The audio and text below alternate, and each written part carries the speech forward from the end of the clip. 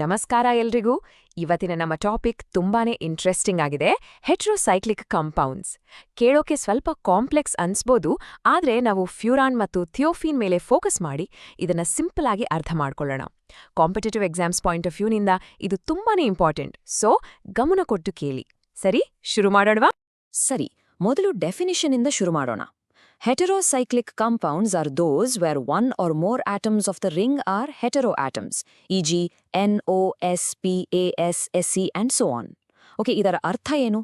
ತುಂಬಾ ಸಿಂಪಲ್. ಒಂದು ring structure ಯೋಚನೆ ಮಾಡಿ. ಸಾಮಾನ್ಯವಾಗಿ ಅದರಲ್ಲಿ ಎಲ್ಲಾ ಕಾರ್ಬನ್ ಆಟಮ್ಗಳೇ ಇರ್ತವೆ ಅಲ್ವಾ? ಆದ್ರೆ ಹೆಟೆರೋಸೈಕ್ಲಿಕ್ ಕಂಪೌಂಡ್ನಲ್ಲಿ ಆ ಕಾರ್ಬನ್ ಸರಪಳಿಯಲ್ಲಿ ಒಂದು ಕಾರ್ಬನ್ ಆಟಮ್ ಜಾಗದಲ್ಲಿ ಬೇರೆ ಯಾರೋ ಬಂದು ಕೂತಿರ್ತಾರೆ. ಅದು ನೈಟ್ರೋಜನ್, ಆಕ್ಸಿಜನ್ ಅಥವಾ ಸಲ್ಫರ್ ಆಗಿರಬಹುದು. ಹೆಟೆರೋ ಅಂದ್ರೆ ಬೇರೆ ಅಥವಾ ಡಿಫ್ರೆಂಟ್ ಅಂತ. ಸೊ ಕಾರ್ಬನ್ ಹೊರತುಪಡಿಸಿ ಬೇರೆ ಆಟಮ್ ಇರುವ ಸೈಕ್ಲಿಕ್ ಕಂಪೌಂಡ್ ಅಷ್ಟೇ. ಇವತ್ತು ನಾವು ಏನೆಲ್ಲಾ ಕಲಿತೇವೆ ಅಂತ ಒಂದು ಸಣ್ಣ ನೋಟ ಇಲ್ಲಿದೆ. ಮೊದಲು ಈ ಕಾಂಪೌಂಡ್ಸ್ ಅಂದ್ರೆ ಏನು ಅಂತ ಬೇಸಿಕ್ಸ್ ನೋಡೋಣ. ಆಮೇಲೆ ಫ್ಯೂರಾನ್ನ ಸ್ಟ್ರಕ್ಚರ್, ಅದನ್ನ ಹೇಗೆ ತಯಾರಿಸ್ತಾರೆ, ಮತ್ತೆ ಅದರ ರಿಯಾಕ್ಷನ್ಗಳ ಬಗ್ಗೆ ಡೀಟೇಲ್ ಆಗಿ ತಿಳಿಯೋಣ. ಅದಾದ್ಮೇಲೆ ಥಿಯೋಫಿನ್ ಬಗ್ಗೆ ಮಾತಾಡೋಣ. ಕೊನೆಗೆ ಎಕ್ಸಾಮ್ಗೆ ತುಂಬಾ ಮುಖ್ಯವಾಗಿರೋ ಫ್ಯೂರಾನ್ ವರ್ಸಸ್ ಥಿಯೋಫಿನ್ ಕಂಪ್ಯಾರಿಸನ್ ಮಾಡೋಣ.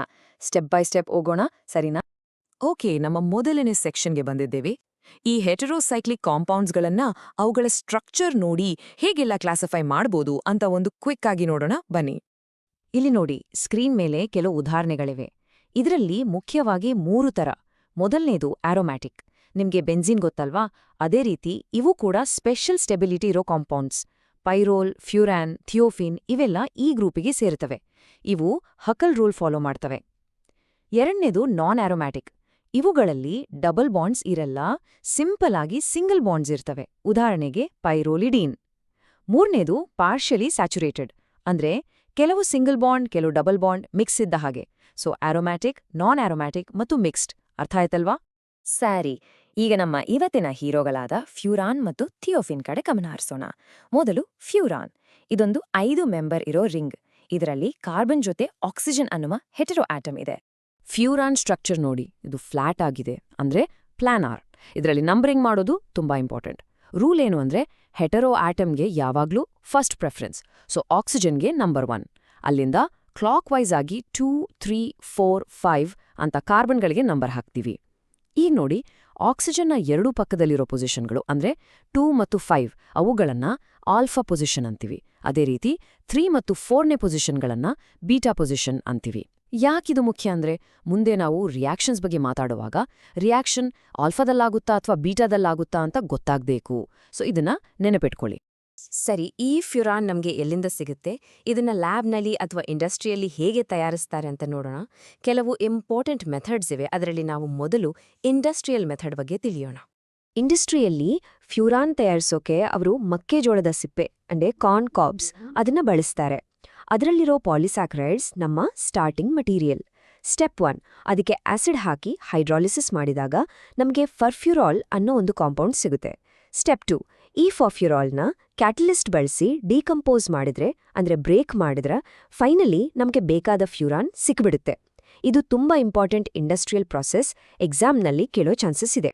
ಇನ್ನೊಂದು ಫೇಮಸ್ ಮೆಥಡ್ ಅಂದ್ರೆ ಪಾಲ್ನಾರ್ ಸಿಂಥಸಿಸ್. ಇದು ಒಂದು ನೇಮ್ಡ್ ರಿಯಾಕ್ಷನ್, ಸೋ ಇಂಪಾರ್ಟೆಂಟ್. ಇಲ್ಲಿ ಏನ್ ಮಾಡ್ತಾರೆ ಅಂದ್ರೆ 1,4-ಡೈ ಕೀಟೋನ್ ಅಂತ ಒಂದು ಕಾಂಪೌಂಡ್ ತಗೊಳ್ತಾರೆ. ಅಂದ್ರೆ ಒಂದು ಚೈನ್ನಲ್ಲಿ 1ನೇ ಮತ್ತು 4ನೇ ಪೊಸಿಷನ್ನಲ್ಲಿ ಕೀಟೋನ್ ಗ್ರೂಪ್ ಇರುತ್ತೆ. ಅದಕ್ಕೆ P2O5 ತರಹದ ಒಂದು ಡಿಹೈಡ್ರೇಟಿಂಗ್ ಏಜೆಂಟ್ ಹಾಕ್ತಾರೆ, ಅಂದ್ರೆ ನೀರನ್ನ ತೆಗೆದುಹಾಕೋ ಏಜೆಂಟ್. ಹೀಗೆ ಮಾಡಿದಾಗ ಆ ಕಾಂಪೌಂಡ್ ಒಳಗಿಂದ ಒಂದು ವಾಟರ್ ಮಾಲಿಕ್ಯೂಲ್ ಹೊರಗೆ ಹೋಗಿ ಅದು ಬೆಂಡ್ ಆಗಿ ಒಂದು ರಿಂಗ್ ಆಗಿ ಬದಲಾಗುತ್ತೆ. ಈ ಪ್ರಾಸೆಸ್ಗೆ ಸೈಕ್ಲೈಸೇಷನ್ ಅಂತಾರೆ. ಹೀಗೆ ನಮ್ಗೆ ಫ್ಯೂರಾನ್ ಅಥವಾ ಅದರ ಡೆರಿವೇಟಿವ್ ಸಿಗುತ್ತೆ. ಫ್ಯೂರಾನ್ಗೆ ಅರೋಮ್ಯಾಟಿಕ್ ಕ್ಯಾರೆಕ್ಟರ್ ಇದೆ ಅಂತ ನಾವು ನೋಡಿದ್ವಿ. ಇದರ ಅರ್ಥ ಅದು ಬೆನ್ಝೀನ್ ತರಹದ ರಿಯಾಕ್ಷನ್ಗಳನ್ನ ಕೊಡಬೇಕು ಅಲ್ವಾ? ಹೌದು, ಕೊಡುತ್ತೆ. ಆದ್ರೆ ಇಲ್ಲೊಂದು ಟ್ವಿಸ್ಟ್ ಇದೆ. ಫ್ಯೂರಾನ್ ಬೆನ್ಝೀನ್ ಅಷ್ಟು ಸ್ಟೇಬಲ್ ಅಲ್ಲ. ಸೊ ಅದು ಕೆಲವು ಸ್ಪೆಷಲ್ ರಿಯಾಕ್ಷನ್ಗಳನ್ನು ತೋರಿಸುತ್ತೆ. ಬನ್ನಿ ನೋಡೋಣ. ಈ ಚಾರ್ಟ್ ನೋಡಿ, ಇದು ಫ್ಯೂರಾನ್ನ ರಿಯಾಕ್ಷನ್ ಸಮ್ಮರಿ. ಇದು ಫ್ರೀಡಲ್ ಕ್ರಾಫ್ಟ್ ಸಸೈಲೇಷನ್ ಅಂತಹ ಎಲೆಕ್ಟ್ರೋಫಿಲಿಕ್ ಸಬ್ಸ್ಟಿಟ್ಯೂಷನ್ ರಿಯಾಕ್ಷನ್ಗಳನ್ನ ಕೊಡುತ್ತೆ. ಅಂದ್ರೆ ಒಂದು ಎಲೆಕ್ಟ್ರೋಫೈಲ್ ಬಂದು ಅಟ್ಯಾಕ್ ಮಾಡುತ್ತೆ. ನಾವಾಗ್ಲೇ ನೋಡಿದ್ವಿ ಆಲ್ಫಾ ಪೊಸಿಷನ್ ತುಂಬಾ ರಿಯಾಕ್ಟಿವ್ ಅಂತ. ಸೊ ಹೆಚ್ಚಾಗಿ ಈ ರಿಯಾಕ್ಷನ್ಗಳು ಆಲ್ಫಾ ಪೊಸಿಷನ್ನಲ್ಲೇ ನಡೀತವೆ. ಇಂಟ್ರೆಸ್ಟಿಂಗ್ ವಿಷಯ ಅಂದ್ರೆ ಫ್ಯೂರಾನ್ ಕೆಲವೊಮ್ಮೆ ಡೀಲ್ಸ್ ಆಲ್ಡರ್ ರಿಯಾಕ್ಷನ್ ಅಲ್ಲೂ ಭಾಗವಹಿಸುತ್ತೆ. ಇದು ಒಂದು ಸೈಕ್ಲೋ ಅಡಿಷನ್ ರಿಯಾಕ್ಷನ್. ಇದು ಏನ್ ತೋರ್ಸುತ್ತೆ ಅಂದ್ರೆ ಫ್ಯೂರಾನ್ ಪೂರ್ತಿಯಾಗಿ ಅರೋಮ್ಯಾಟಿಕ್ ಕ್ಯಾರೆಕ್ಟರ್ ಹೊಂದಿಲ್ಲ, ಅದು ಕೆಲವೊಮ್ಮೆ ಡೈನ್ ತರಹ ಕೂಡ ಬಿಹೇವ್ ಮಾಡುತ್ತೆ ಅಂತ. ಇದು ಅದರ ಕಡಿಮೆ ಸ್ಟೆಬಿಲಿಟಿಯ ಒಂದು ಪ್ರೂಫ್. ಸರಿ, ಫ್ಯೂರಾನ್ ಕಥೆ ಮುಗಿತು. ಈಗ ಅದರ ಕಸಿನ್ ಬ್ರದರ್ ಥಿಯೋಫೀನ್ ಬಗ್ಗೆ ಮಾತಾಡೋಣ. ಇದನ್ನ ಫ್ಯೂರಾನ್ನ ಸಲ್ಫರ್ ಅನಲಾಗ್ ಅಂತ ಕರೀತಾರೆ. ಯಾಕಂದ್ರೆ ಸ್ಟ್ರಕ್ಚರ್ ಸೇಮ್, ಬಟ್ ಆಕ್ಸಿಜನ್ ಜಾಗದಲ್ಲಿ ಇಲ್ಲಿ ಸಲ್ಫರ್ ಇದೆ ಅಷ್ಟೇ. ನೋಡಿ, ಥಿಯೋಫೀನ್ ಸ್ಟ್ರಕ್ಚರ್ ಫ್ಯೂರಾನ್ ತರಹನೇ ಇದೆ ಅಲ್ವಾ? ಇದು ಕೂಡ ಫ್ಲಾಟ್ 5 ಮೆಂಬರ್ ರಿಂಗ್. ಒಂದೇ ವ್ಯತ್ಯಾಸ, ಹೆಟರೋ ಆಟಮ್ ಎಲ್ಲಿ ಸಲ್ಫರ್. ನಂಬರಿಂಗ್ ಕೂಡ ಸೇಮ್ ರೂಲ್ಸ್, ಸಲ್ಫರ್ಗೆ ನಂಬರ್ 1, ಆಮೇಲೆ ಕ್ಲಾಕ್ ವೈಸ್. ತುಂಬಾ ಸಿಂಪಲ್.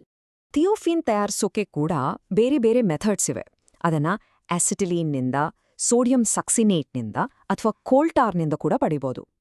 ಇಲ್ಲಿ ಒಂದು ಕಾಮನ್ ಪಾಯಿಂಟ್ ನೋಡಿ, ಫ್ಯೂರಾನ್ಗೆ ಬಳಸಿದ ಪಾಲ್ ನಾರ್ ಸಿಂಥಸಿಸ್ ಮೆಥಡನ್ನ ಥಿಯೋಫೀನ್ಗೂ ಬಳಸ್ಬೋದು. ಇದು ಎರಡಕ್ಕೂ ಇರೋ ಒಂದು ಕಾಮನ್ ಸಿಂಥಸಿಸ್. ಓಕೆ, ಈಗ ಥಿಯೋಫೀನ್ನ ರಿಯಾಕ್ಷನ್ಗಳ ಬಗ್ಗೆ ನೋಡೋಣ. ನಾನೊಂದು ಕ್ಲೂ ಕೊಡ್ತೀನಿ. ಥಿಯೋಫೀನ್ ಫ್ಯೂರಾನ್ಗಿಂತ ಹೆಚ್ಚು ಸ್ಟೇಬಲ್. ಹಾಗಾದ್ರೆ ಅದರ ರಿಯಾಕ್ಟಿವಿಟಿ ಜಾಸ್ತಿ ಇರುತ್ತಾ, ಕಡಿಮೆ ಇರುತ್ತಾ? ಒಂದು ಕ್ಷಣ ಯೋಚಿಸಿ. ನಿಮಗೆ ಸರಿ ಇದೆ. ಥಿಯೋಫೀನ್ ಹೆಚ್ಚು ಸ್ಟೇಬಲ್ ಇರೋದ್ರಿಂದ ಅದರ ರಿಯಾಕ್ಟಿವಿಟಿ ಫ್ಯೂರಾನ್ಗಿಂತ ಸ್ವಲ್ಪ ಕಡಿಮೆ. ಆದ್ರೂ ಇದು ಕೂಡ ಎಲೆಕ್ಟ್ರೋಫಿಲಿಕ್ ಸಬ್ಸ್ಟಿಟ್ಯೂಷನ್ ರಿಯಾಕ್ಷನ್ಸ್ಗಳನ್ನು ಕೊಡುತ್ತೆ. ಉದಾಹರಣೆಗೆ ಫ್ರೀಡಲ್ ಕ್ರಾಫ್ಟ್ಸ್ ಮತ್ತು ವಿಲ್ಸ್ಮೈರ್ ಹ್ಯಾಕ್ ರಿಯಾಕ್ಷನ್. ಈ ವಿಲ್ಸ್ಮೈರ್ ಹ್ಯಾಕ್ ರಿಯಾಕ್ಷನ್ನಲ್ಲಿ ನಾವು ರಿಂಗ್ಗೆ ಒಂದು ಫಾರ್ಮೈಲ್ ಗ್ರೂಪ್ ಅನ್ನ ಅಟ್ಯಾಚ್ ಮಾಡ್ತೀವಿ. ಸೊ ರಿಯಾಕ್ಷನ್ಗಳು ಒಂದೇ ತರ, ಆದ್ರೆ ರಿಯಾಕ್ಟಿವಿಟಿ ಸ್ವಲ್ಪ ಕಡಿಮೆ. ಸರಿ, ನಾವು ಈಗ ಈ ಟಾಪಿಕ್ನ ಕ್ಲೈಮ್ಯಾಕ್ಸಿಗೆ ಬಂದಿದ್ದೇವೆ. ಫ್ಯೂರಾನ್ ವರ್ಸಸ್ ಥಿಯೋಫೀನ್. ಎಕ್ಸಾಮ್ನಲ್ಲಿ ಕಾನ್ಸೆಪ್ಟ್ ಬೇಸ್ಡ್ ಪ್ರಶ್ನೆಗಳು ಬಂದಾಗ ಈ ಕಂಪ್ಯಾರಿಸನ್ ನಿಮ್ಗೆ ತುಂಬಾನೇ ಹೆಲ್ಪ್ ಆಗುತ್ತೆ. ಸೊ ಗಮನ ಇಟ್ಟು ಕೇಳಿ. ಥಿಯೋಫೀನ್ ಯಾಕೆ ಹೆಚ್ಚು ಸ್ಟೇಬಲ್? ಈ ಪ್ರಶ್ನೆಗೆ ಉತ್ತರ ಇಲ್ಲಿದೆ ನೋಡಿ. ರೆಸೊನೆನ್ಸ್. ಸಲ್ಫರ್ ಆಟಮ್ ಹತ್ರ ಖಾಲಿ ಡಿ ಆರ್ಬಿಟಲ್ಗಳಿವೆ. ಇದು ಒಂದು ಸ್ಪೆಷಲ್ ಪವರ್ ಇದ್ದ ಹಾಗೆ. ಈ ಡಿ ಆರ್ಬಿಟಲ್ಗಳಿರೋದ್ರಿಂದ ಎಲೆಕ್ಟ್ರಾನ್ಗಳು ಇನ್ನೂ ಚೆನ್ನಾಗಿ ಡಿಲೋಕಲೈಸ್ ಆಗಬಹುದು, ಅಂದ್ರೆ ಸುತ್ತಾಡಬಹುದು. ಇದರ ಪರಿಣಾಮವಾಗಿ ಥಿಯೋಫೀನ್ಗೆ ಫ್ಯೂರಾನ್ಗಿಂತ ಜಾಸ್ತಿ ರೆಸೊನೇಟಿಂಗ್ ಸ್ಟ್ರಕ್ಚರ್ಗಳು ಸಿಗ್ತವೆ. ಕೆಮಿಸ್ಟ್ರಿಯಲ್ಲಿ ಒಂದು ಗೋಲ್ಡನ್ ರೂಲ್ ಇದೆ: more resonance structures means more stability. ಇದೇ ಕಾರಣಕ್ಕೆ ಥಿಯೋಫೀನ್ ಹೆಚ್ಚು ಸ್ಟೇಬಲ್. ಈ ಟೇಬಲ್ ಎಲ್ಲವನ್ನೂ ಒಂದೇ ಕಡೆ ಸಮ್ಮರೈಸ್ ಮಾಡುತ್ತೆ. ಕ್ವಿಕ್ ಆಗಿ ನೋಡೋಣ. ಫ್ಯೂರಾನಲ್ಲಿ ಹೆಟರೋ ಆಟಮ್ ಆಕ್ಸಿಜನ್, ಥಿಯೋಫೀನಲ್ಲಿ ಸಲ್ಫರ್. ಯಾರು ಹೆಚ್ಚು ಎರೋಮ್ಯಾಟಿಕ್? ಥಿಯೋಫೀನ್. ಯಾರು ಹೆಚ್ಚು ಸ್ಟೇಬಲ್? ಖಂಡಿತವಾಗಿಯೂ ಥಿಯೋಫೀನ್. ಅವು ಸಿಗೋ ಸೋರ್ಸ್ ಕೂಡ ಬೇರೆ ಬೇರೆ. ಫ್ಯೂರಾನ್ ಪಾಲಿಸ್ಯಾಕರೈಡ್ಸ್ನಿಂದ, ಥಿಯೋಫೀನ್ ಕೋಲ್ಟಾರ್ನಿಂದ. ಈ 4 ಪಾಯಿಂಟ್ಸ್ ನೆನ್ಪಿಟ್ಕೊಂಡ್ರೆ ಸಾಕು. ಹೋಗೋ ಮುಂಚೆ ನಿಮಗೊಂದು ಯೋಚನೆ ಮಾಡೋಕೆ ಪ್ರಶ್ನೆ. ನಾವ್ ಹೇಳ್ದ್ವಿ ಥಿಯೋಫೀನ್ ಹೆಚ್ಚು ಸ್ಟೇಬಲ್ ಅಂತ. ಆದ್ರೂ ರಿಯಾಕ್ಷನ್ಸ್ ಬಗ್ಗೆ ಮಾತಾಡುವಾಗ ಅದನ್ನು ಒಂದು ಇಲೆಕ್ಟ್ರಾನ್ ರಿಚ್ ಸಿಸ್ಟಮ್ ಅಂತಾನೆ ಕರಿತೀವಿ. ಯಾಕೆ ಹೀಗೆ? ಸ್ಟೆಬಿಲಿಟಿ ಜಾಸ್ತಿ ಇದ್ರೂ ಅದು ಯಾಕೆ ಇಲೆಕ್ಟ್ರಾನ್ ರಿಚ್ ಆಗಿ ರಿಯಾಕ್ಟ್ ಮಾಡುತ್ತೆ? ಸ್ಟೆಬಿಲಿಟಿ ಮತ್ತು ರಿಯಾಕ್ಟಿವಿಟಿ ನಡುವೆ ಇರೋ ಈ ಕಾಂಪ್ಲೆಕ್ಸ್ ರಿಲೇಶನ್ಶಿಪ್ ಬಗ್ಗೆ ಯೋಚನೆ ಮಾಡಿ ನೋಡಿ. ನಿಮ್ಮ ಅನಿಸಿಕೆಗಳನ್ನ ಕಮೆಂಟ್ಸ್ನಲ್ಲಿ ತಿಳಿಸಿ. ಮುಂದಿನ ಕ್ಲಾಸ್ನಲ್ಲಿ ಮತ್ತೊಂದು ಇಂಟ್ರೆಸ್ಟಿಂಗ್ ಟಾಪಿಕ್ ಜೊತೆ ಸಿಗೋಣ. ಅಲ್ಲಿಯವರೆಗೆ ಕೀಪ್ ಲರ್ನಿಂಗ್.